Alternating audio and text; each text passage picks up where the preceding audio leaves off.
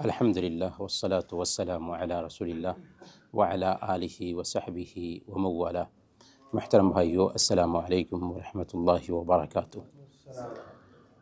ہم 2 دن سے اطاعت پر ہمیشگی برتنے کے حوالے سے گفتگو کر رہے ہیں۔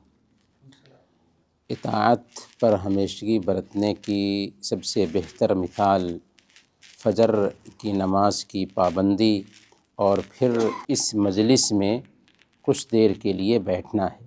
اگر اللہ رب العالمین نے اسی نیکی پر ہمیں جمائے رکھا تو یہ بہت بڑی نیکی ہے کہ ہم نرم و گداز بستر کو نظر انداز کر کے فجر کی نماز جماعت سے ادا کرتے ہیں اور پھر آ کر کے اس مجلس میں بیٹھ جاتے ہیں۔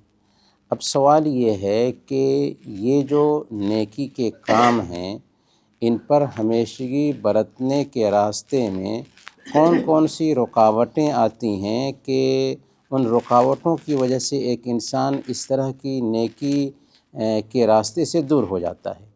تو ان رکاوٹوں کو آج جانیں گے اور پھر کیا علاج ہو سکتا ہے یا کون سا طریقہ اختیار کریں کہ نیکی پر ہمیشگی اور نیکی پر مداومت اختیار کرنا ہمارے لیے آسان ہو سکے۔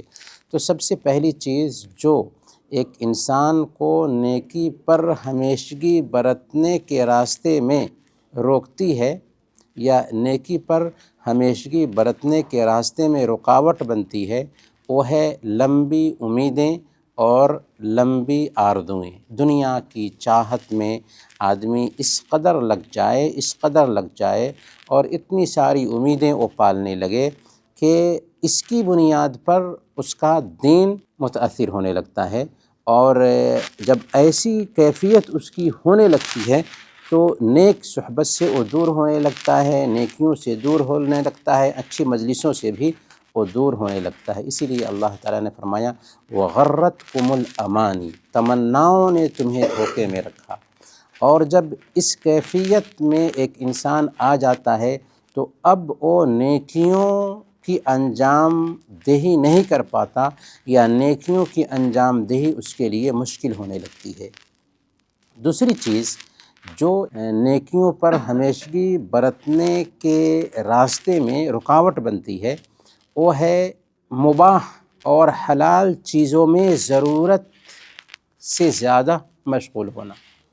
کچھ چیزیں ہیں جو ایک انسان کے لیے حلال ہوتی ہیں، مباح ہوتی ہیں، لیکن ضرورت سے زیادہ ان کا استعمال ایک انسان کو مکروہ چیزوں میں لے جاتا ہے، یعنی ایسی چیزوں میں داخل کر دیتا ہے جو اس کے لیے مکروہ ہے، اور جب وہ مکروہ چیزوں میں داخل ہو جاتا ہے تو دھیرے دھیرے وہ حرام کاموں کا ارتکاب کرنے لگ جاتا ہے، اور جب ایک انسان ایسے کاموں میں لگتا ہے تو نیکی کے کاموں سے دور ہونے لگتا ہے۔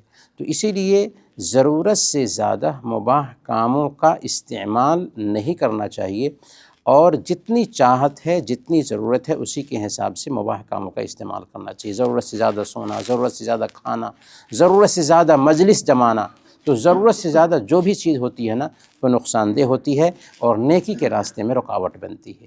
اور ایک اہم چیز کیا ہے نیکی کے راستے میں رکاوٹ بننے والی، وہ ہے نیک صحبت سے دوری۔ اچھی صحبت میں اگر ہم بیٹھیں گے تو ہم اچھے بنیں گے، بری صحبت میں بیٹھیں گے تو ہم برے بنیں گے۔ وہ جو 100 آدمی کا قاتل تھا اس کو احساس ہوتا ہے کہ میں نے غلطی کی ہے، عالم کے بارے میں پتہ لگایا تو کسی نے بتایا کہ فلاں عالم کے پاس جا کر کے اس سے مسئلہ پوچھو، اس سے مسئلہ پوچھا کہ میں 100 آدمی کو قتل کر چکا ہوں، کیا میرے لیے توبہ ہے؟ تو اس نے کہا کہ ہاں تیرے لیے توبہ ہے، البتہ جس بستی میں تم رہتے ہو اس بستی سے نکل جاؤ اور فلاں بستی میں چلے جاؤ جہاں پر نیک لوگ رہتے ہیں، وہاں پر اللہ کی عبادت کرو گے۔ تو یہاں غور کرنے کی بات کیا ہے کہ اس نے کہا کہ اس بستی میں مت رہو کیونکہ وہاں پر برے لوگ ہیں۔ تو بری صحبت میں جب ہم بیٹھتے ہیں نا تو ان کا اثر ہم نہ چاہتے ہوئے بھی قبول کرتے ہیں، اسی لیے اچھی صحبت اختیار کرنی چاہیے، اور نیکی پر چلنے کے راستے میں رکاوٹ یہ بری صحبت بھی بنتی ہے۔ کیا کریں گے کہ ہم اطاعت کے کاموں پر جمے رہیں؟ تو سب سے پہلے نمبر پر ہمیں چاہیے کہ اطاعت کے کاموں کی جو اہمیت ہے اس اہمیت کو، اس کے پھل کو، اس کے ثمرہ کو، اس کے فائدے کو ہم دھیان میں رکھیں اور اس حوالے سے گفتگو کر چکے ہیں۔ کیوں؟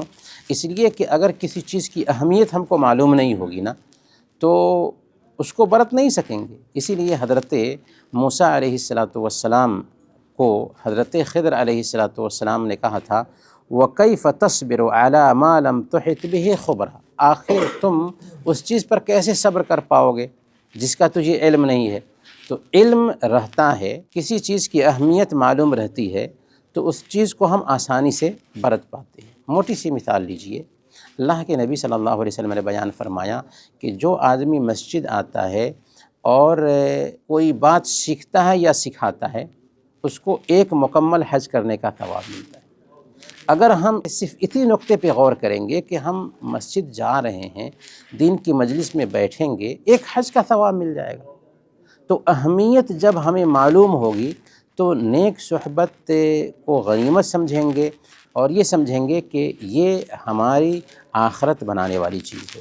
دوسری چیز، مسجد سے تعلق بنا رہے۔ اگر مسجد سے تعلق بنا رہتا ہے تو اس کا فائدہ کیا ہوتا ہے کہ ہم جماعت سے نماز پڑھ پاتے ہیں، ہم نیک لوگوں کے ساتھ رہ پاتے ہیں، ہم مسجد میں ہونے کی وجہ سے مسجد میں جو دین کی مجلسیں ہوتی ہیں ان مجلسوں میں بیٹھ پاتے ہیں، اللہ سے دعا کر پاتے ہیں اور اس طریقے سے ہمارا ایمان تازہ رہتا ہے۔ اسی لیے اللہ کے نبی صلی اللہ علیہ وسلم نے 7 لوگوں کے بارے میں بتایا کہ کل قیامت کے دن وہ عرش کا سایہ پائیں گے، ان میں سے ایک رجل قلبہ معلق بالمساجد، ایسا آدمی جس کا دل مسجد میں لٹکا رہتا ہے۔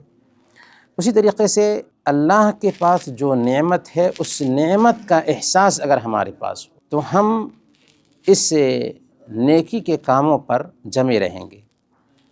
حضرت موسیٰ علیہ السلام نے اللہ تعالیٰ سے سوال کیا تھا کہ اے اللہ، سب سے آخری جنتی کی کیا کیفیت ہوگی؟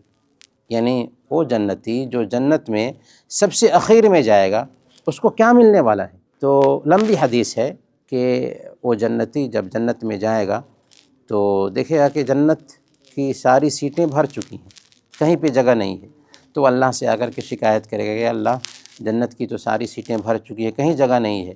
تو اللہ تعالیٰ کہے ہے کہ جاؤ، کیا تم چاہتے ہو کہ دنیا کے سب سے بڑے بادشاہ کے جیسے تجھے حکومت ملے؟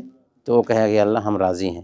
چنانچہ اللہ تعالیٰ کہے گا جاؤ، تجھ کو دنیا کے سب سے بڑے بادشاہ کے جیسے حکومت دے دی گئی۔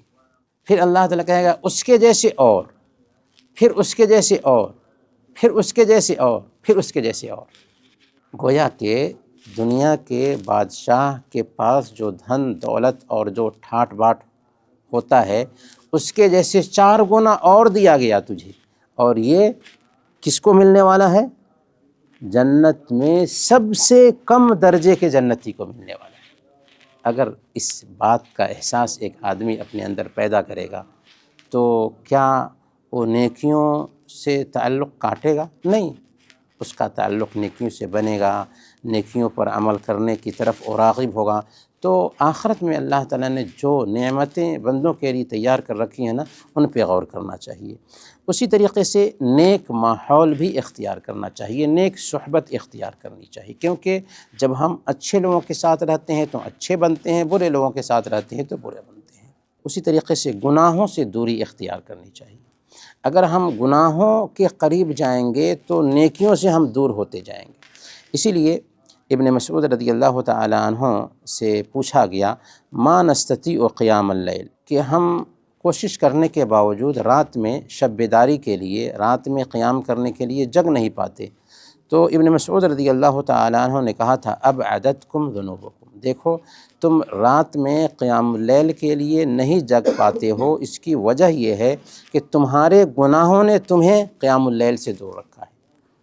تو جب ایک انسان گناہ کرتا ہے نا تو نیکیوں کا کام نہیں کر پاتا، اس لیے گناہوں سے بچنا چاہیے۔ اور موبائل کے اس زمانے میں سارا گناہ موبائل میں بھرا ہوا ہے، تو موبائل سے دوری یا ضرورت کے مطابق موبائل کا استعمال اور جو بھی گناہ کے ذریعے ہوتے ہیں ان ذریعوں سے جب ہم دور رہتے ہیں نا تو نیکیوں پر جمے رہ پاتے ہیں۔ اور سب سے آخری نقطہ یہ ہے کہ ہم اللہ تعالیٰ سے دعا کریں کہ اللہ تعالیٰ ہم کو نیکیوں پر جمائے رکھے۔ ربنا لا تزغ قلوبنا بعد اذ ہدیتنا وہب لنا من لدنک رحمہ۔ اللہ کے نبی صلی اللہ علیہ وسلم کی دعا ہوتی تھی کہ اے اللہ ہمارے دلوں کو ہدایت دینے کے بعد اس میں کجی نہ لانا، اور اپنی طرف سے خاص رحمت عطا فرما۔ اور اللہ کے نبی صلی اللہ علیہ وسلم ہمیشہ یہ دعا کرتے تھے، اللہم یا مقلب القلوب ثبت قلبی علی دینک، اے دلوں کو پھیرنے والے میرے دل کو اپنے دین پر جما۔ تو اللہ تعالیٰ سے زیادہ دعائیں کرنی چاہیے کہ یا مقلب القلوب ثبت قلبی علی دینک، اے دلوں کو پھیرنے والے میرے دل کو اپنے دین پر جما دے۔ اللہ تعالیٰ سے دعا ہے کہ اللہ تعالیٰ ہم سب کو نیکیوں پر ثبات قدمی کی توفیق عطا فرمائے۔ آمین۔ و صلی اللہ علی نبینا محمد وعلی آلہ وصحبہ۔